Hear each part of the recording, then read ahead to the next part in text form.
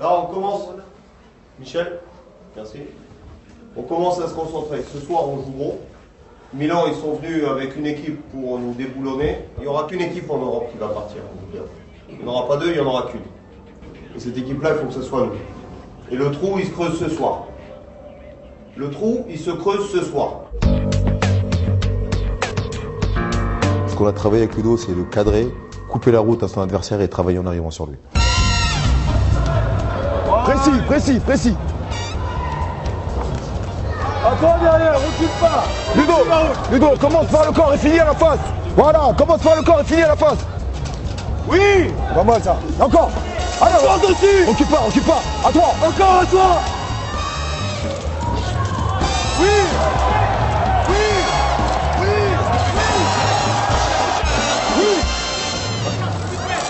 Ludo, sors de C'est bien. Mais une fois que tu as fini, tu as touché, tu prépares une autre action offensive. Laisse pas trop d'attente entre deux actions. Allez Ludo, allez, main placée. c'est parti. Main placée. C'est parti. Allez, travaille. Voilà, commence encore et finis à la face. Encore. Laisse-le pas sortir de là. Encore. La victoire revient dans le coin rouge pour le Paris United à Ludovic Grogoué.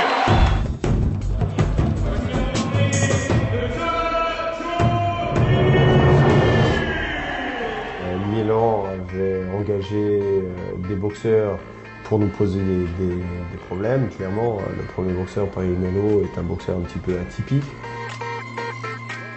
John Joe n'était pas dans un grand jour.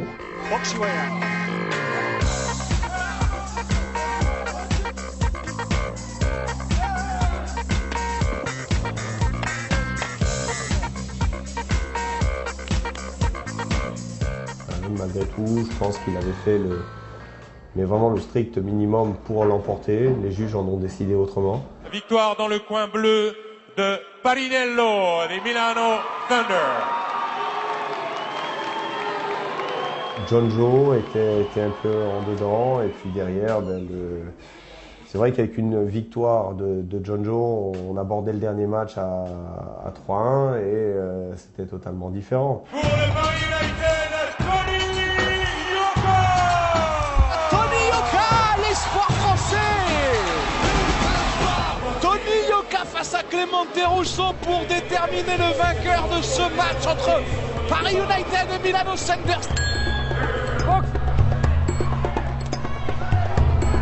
Précis, t'es trop loin, Tony, t'es trop loin. Rapproche-toi de 2 cm.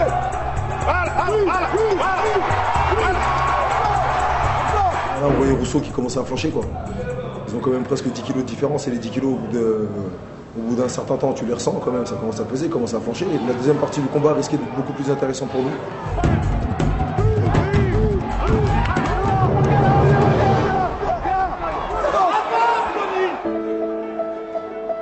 Après, il y a ce fait de match, blessure de l'Italien dans la 5e reprise du dernier match face à Tony. Le médecin décide d'arrêter au moment où Tony revenait très très fort dans la dernière reprise. S'il l'arrête maintenant, c'est peut-être Tony Yoka qui va passer à la trappe.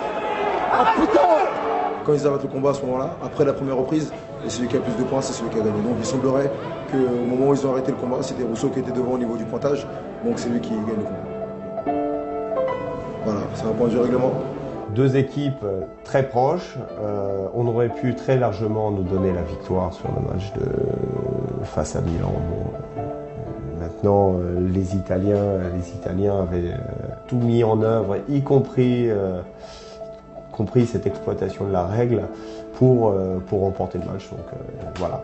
victoire in the blue corner dans le coin bleu de Clemente Russo.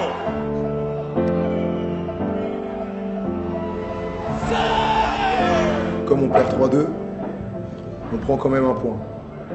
La différence, c'est que la dernière fois, on les a battus 4-1, donc eux, ils n'ont pas pris de points. Donc on est quand même devant au niveau du classement, mais ce soir, on avait l'opportunité de prendre le large au niveau du classement et d'être pas intouchable, mais presque. Et cette défaite de peu fait que on leur permet de revenir quand même dans une zone de danger. Ça relance vraiment complètement le championnat. Le dernier match à Milan risque d'être très très chaud.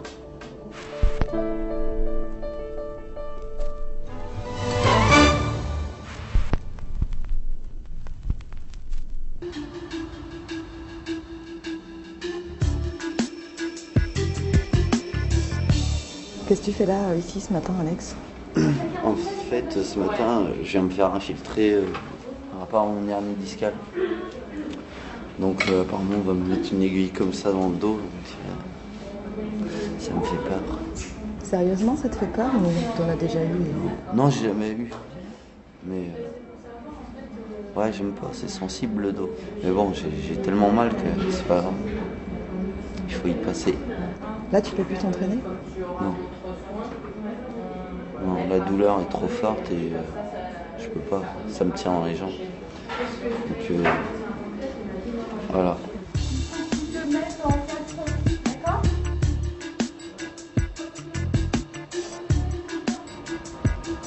Tu veux que je descende un peu le centrage? Non? C'est quoi l'examen que vous avez fait? Alors on va faire une infiltration épidurale, donc c'est dans le canal lombaire. Il a peur de l'aiguille. Il a peur de l'aiguille. Vous voulez la montrer? Elle est là. Pas trop de commentaires sur l'aiguille. Non, j'en fais rien.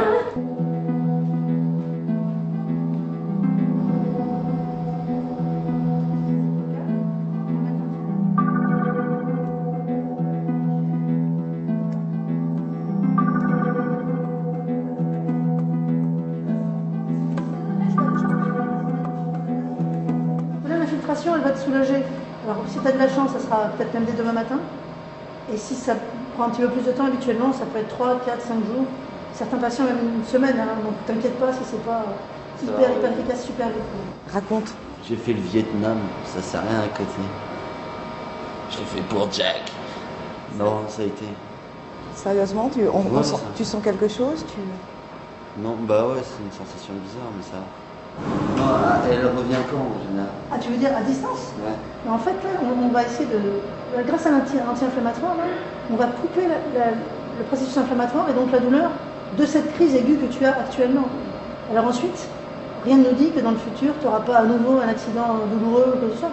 Mais on ne peut pas te dire si c'est dans un mois, dans 6 mois ou dans 10 ans.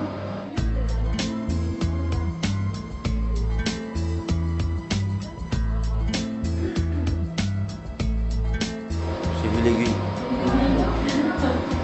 Alors, Impeccable. allez, bon courage. Hein. Merci beaucoup.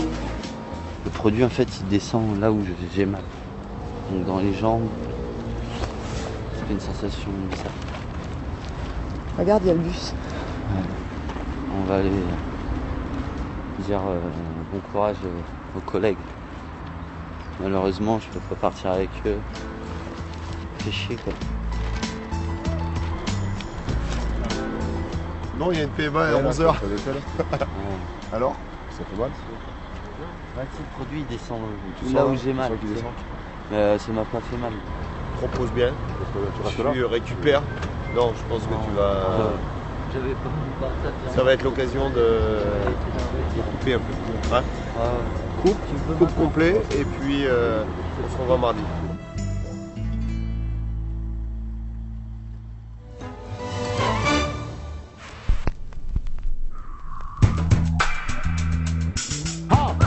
Encore une fois, voilà. Il voit des signes négatifs partout.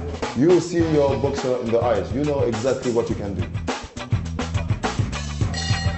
Parce que c'est un peu du n'importe quoi ce qu'il propose Kulkrov là. Il se jette dans tous les sens et l'arcade. En revanche, Dergovic, elle s'est déjà ouverte dès la première reprise.